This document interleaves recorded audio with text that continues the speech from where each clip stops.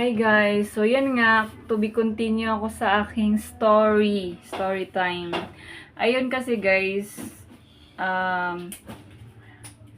ayun wala rin pambili ng walang gaanong pambili ng, ayun nga, yung kung ano lang meron, handa lang. Siyempre meron naman akong kaunting hindi ko naman pwedeng gastusin sa isang araw lang yung para lang sa handa, no?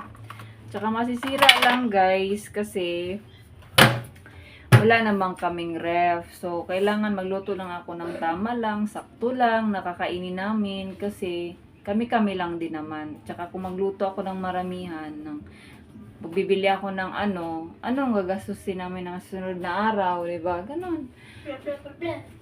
Tapos, siguro naging ka na rin. Baga, nakasanayan na rin, nasanay na rin ako. Yung baga, kasi nung maliit kami, wala talaga, as in, matutulog lang din kaming wala, oo, matutulog lang. Yung hinahanda lang ng nanay ko, yung upo na gulay, yun, na may sardinas. Tapos, pero kagabi yun, nagluto naman ako ng buto-buto ata, yun yung pinaulam na ako sa ulam namin, tsaka ulam ng partner ko. So, yun lang. Kasi, yun nga, nakasanayan na nga lang talaga na kanang kuan ba? Walay handa.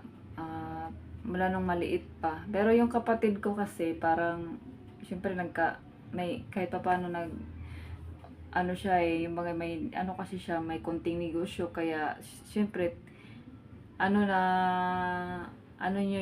na-adapt niya yung ibang nakikita niya dati na kailangan niya ganito, maghanda siya pag may pera, may sobra-sobra kasi yun nga may naman siya nga. May negosyo siya ba, kaya yun.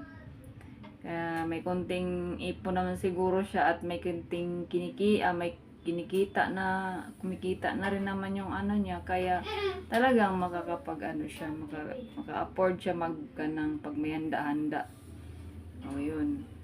Ako kasi, naasahan ko lang yung partner ko, siya lang nagtatrabaho.